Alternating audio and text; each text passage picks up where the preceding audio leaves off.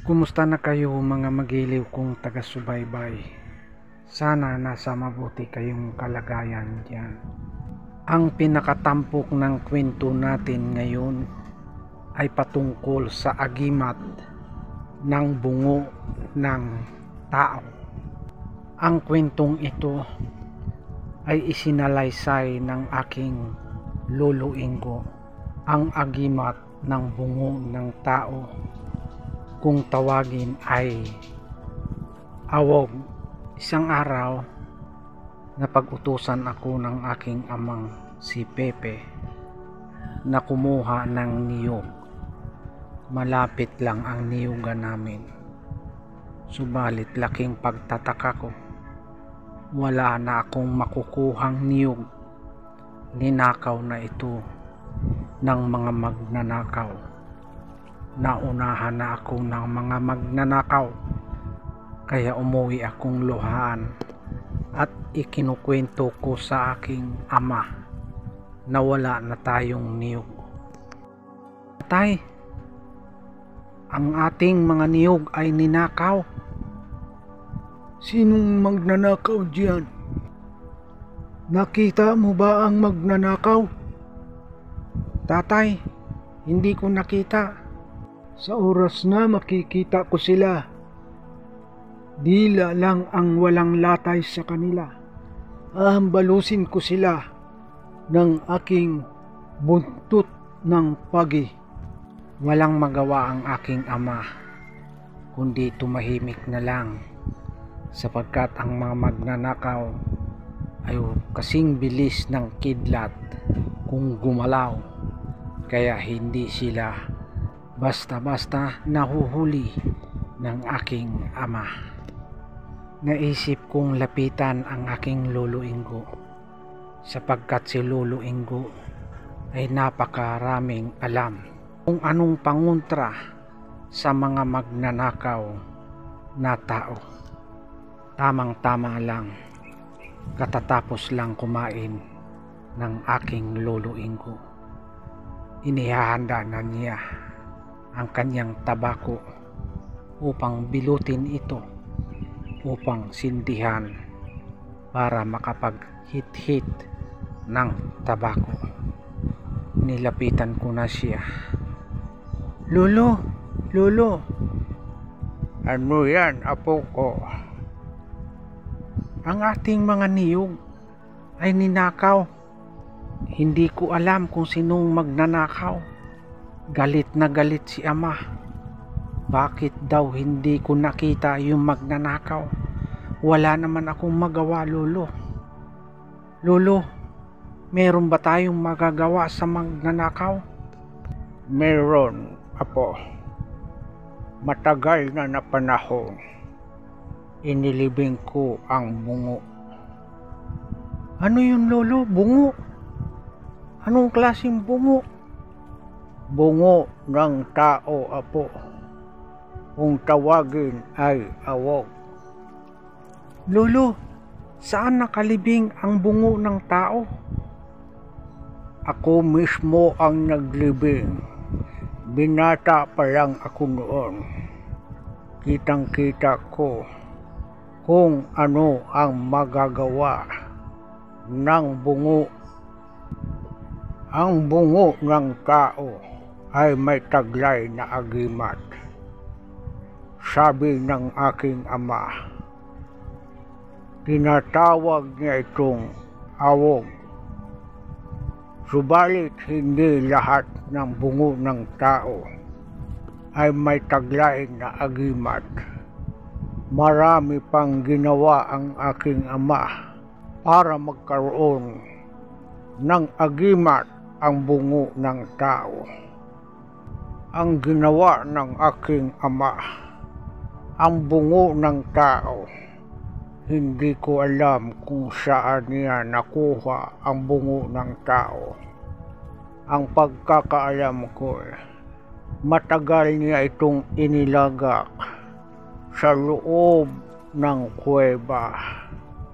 Doon sa loob ng kuweba, nanatili ng matagal na panahon ang bungo ng tao.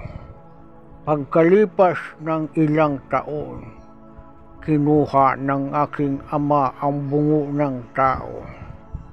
Mayroon ng taglay na agimat. Lolo, anong magagawa ng bungo ng tao o awog? Kaya ba niyang manghuli ng magnanakaw? Apo, maraming magagawa ang awog o bungo ng tao. Hindi siya ordinaryong bungo. Hindi na tayo mamumroblema sa mga magnanakaw. Ano po ang ibig niyong sabihin? Kaya bang manghuli ng magnanakaw ang bungo ng tao? Apo, hindi ordinaryo ang bungo na ilalagay natin.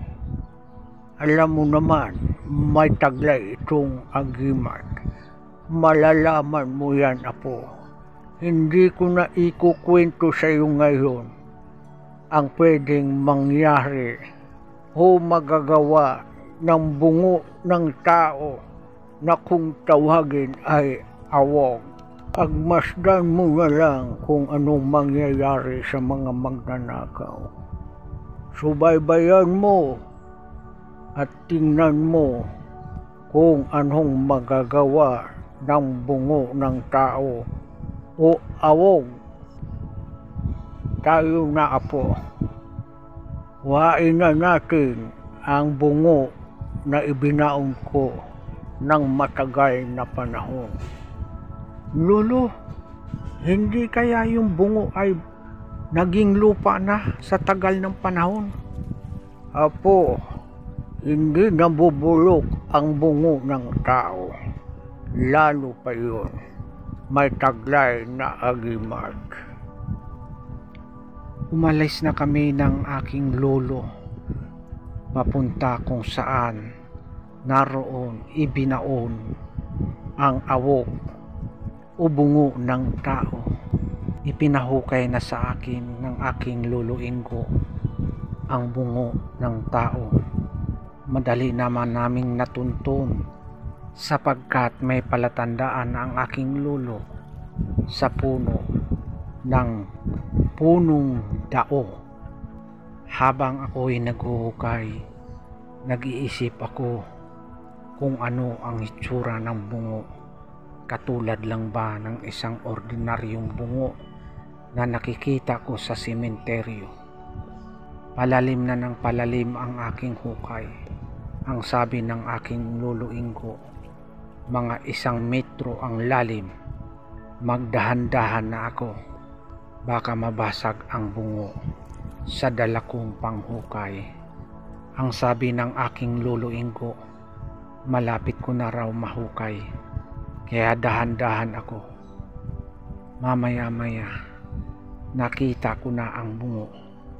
Dahan-dahan kong hinuhukay, inaalis ang mga lupa. Wala naman akong nakikitang pagbabago o palatanda ang may agimat ang bungo ng tao. Nakikita ko na ito, nahahawakan ko na ito. Tila baga isang ordinaryong bungo lang. Inabot ko na sa aking lolo ang bungo ng tao. Dali-dali niya itong binalot ng itim na tela. Apo, tayo na. Pupunta tayo sa ating niyugan. Umalis naman kami kaagad ni Lolo Ingo papuntang niyugan. Nang makarating na kami sa aming niyugan, hinanap ng Lolo Ingo ang isang puno ng niyog na hitik sa bunga, at doon inumpisahan ng aking lolo Ingo ang isang ritual. Meron pa palang gawin. Nakaluhod ang aking lolo Ingo. Habang nakaluhod, meron siyang inuusal. Hindi ko maiintindihan kung ano ang kanyang binubulong sa kanyang sarili. Pagkatapos ng ritual ng aking lolo Ingo, tumayo na ang aking lolo. Tangan-tangan niya ang bungo ng tao. Habang daladala niya ang bungo o awog, inikot niya ito sa puno ng niyog. Binilang ko ang kanyang pag-ikot. 7 ikot ang ginawa niya. Pagkatapos niyang umikot, iniligay niya ang bungo ng tao nakaharap sa may puno ng niyog. Sa kaniya nilagyan ng mga tuyong dahon ng niyog. Subalit, ang bungo ng tao ay nakaharap sa may puno ng niyog. Nang maipwesto na ang awog o bungo ng tao, umalis na kami ng aking lolo. Pauwi na ng bahay. Pagdating namin sa bahay, kinausap ako ng aking lolo. Apo, bukas pupuntahan natin ang puno ng niyog. Malalaman mo kung ano ang mangyayari kinabukasan. Habang ako ay nakahiga, halos hindi na ako makatulog. Iniisip ko ang bungo na inilagay ng aking lolo Ingo. Ano kaya ang magagawa ng bungo? Paano niya huhulihin ang mga taong magnanakaw? Isa lamang siyang bungo. Malalaman ko kinabukasan kung ano ang mangyayari. Kinabukasan, sa kabila ng ako'y puyat na puyat dahil halos hindi ako makatulog, maaga pa rin akong nagigising. Naunahan ko ng gising ang aking lolo Ingo. Nagising na ang aking lolo Ingo. Inanyayahan niya akong saluhan siya. Kakain daw muna kami ng almusal bago kami umalis. Natapos na kaming kumain ng almusal, umalis na kami ng aming bahay. Papunta na kami ng niyugan. Apo,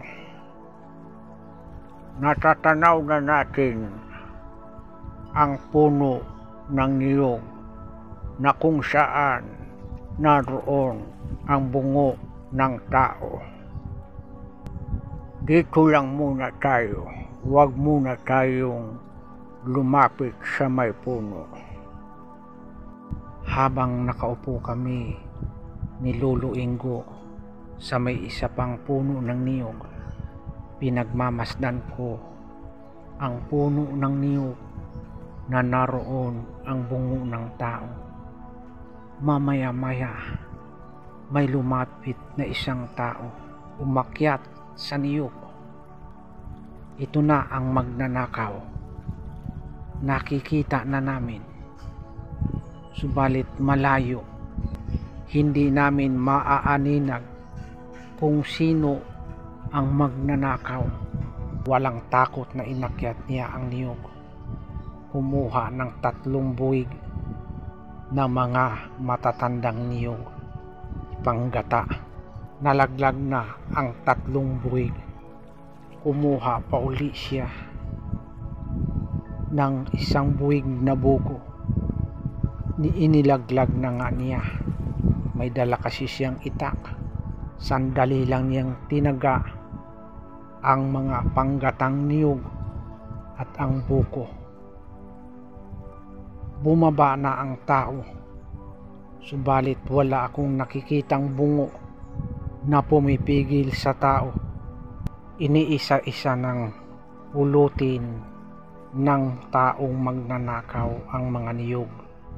Inilagay na niya sa sako. 4 na sako ang kanyang dala. Patuloy pa rin akong nagmamasid. Ang aking lolo Ingo, tila kampante lang. Wala siyang ginagawa. Tinitingnan lang niya ang magnanakaw. Wala rin akong gagawin, kundi patuloy na manunood doon sa magnanakaw. na isa-isang pinupulot ang mga niyog at isinilid sa sako.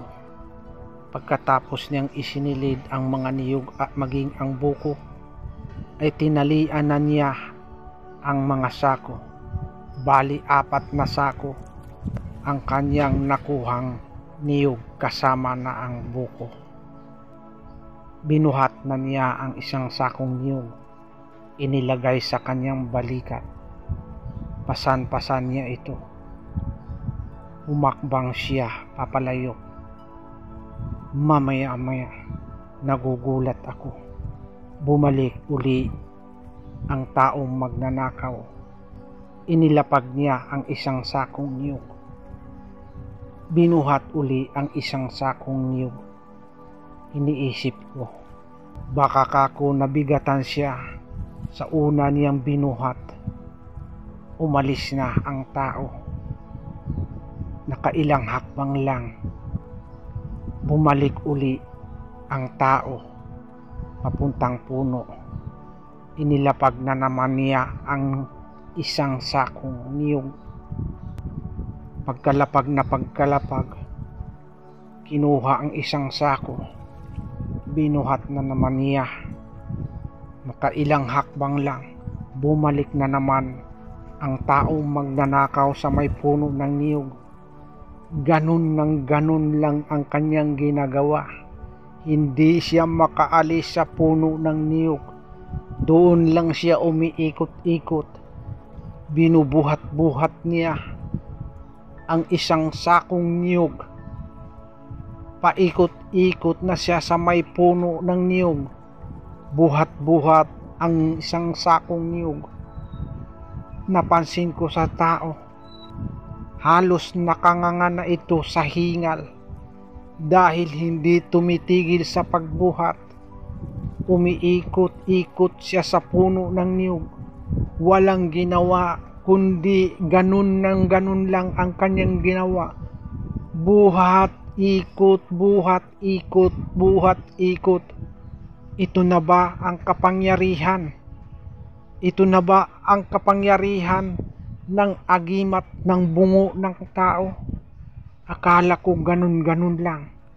Napakabagsik pala ng kapangyarihan ng agimat ng bungo ng tao. Lumapit na kami ng aking lolo. Sa magnanakaw ay tila wala sa sarili ang magnanakaw. Kahit kausapin mo'y hindi sumasagot. Wala sa sarili ang magnanakaw. Hinawakan na ng aking lolo ang magnanakaw. Tinanggal ng aking lolo ang kanyang sintron. Itinali ito sa 2 kamay ng magnanakaw at dinala namin sa barangay. Tuwang-tuwa ang mga taong bayan dahil sa nahuli na ang magnanakaw. Umuwi na kami ng aking lolo sa aming bahay. Doon ko na itanong sa kanya, "Lolo, napakatindi pala ng kapangyarihan ng agimat ng bungo ng tao." Oo, apo. Napakadaling hulihin ang magnanakaw gamit ang agimat ng bungo ng tao na kung tawagin ay awo. "Lolo, bakit tila wala sa sarili ang magnanakaw?" Ganyan, apo, ang kapangyarihan ng awog. Ang mga magnanakaw ay tiyak na mahuhuli, tiyak mawawala sa sarili. Ganyan ang kapangyarihan ng agimat ng bungo ng tao. Kaya apo, ito ang pakatandaan mo. Masamang magnakaw. Hindi lang tao ang magagalit sa iyo.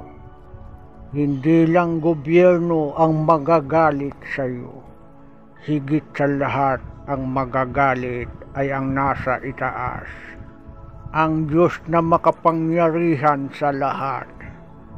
Kaya huwag tayong magnakaw. sapagkat utos ng Diyos, huwag tayong magnanakaw. Naiintindihan mo ba, Apo? Opo, Lolo. Maraming salamat po sa patuloy niyong pagsubaybay at pakikinig ng aking mga kwento. Huwag po lamang sana nating kalimutan i-like, i-share, at higit sa lahat, i-subscribe ang aking channel. Just the all around.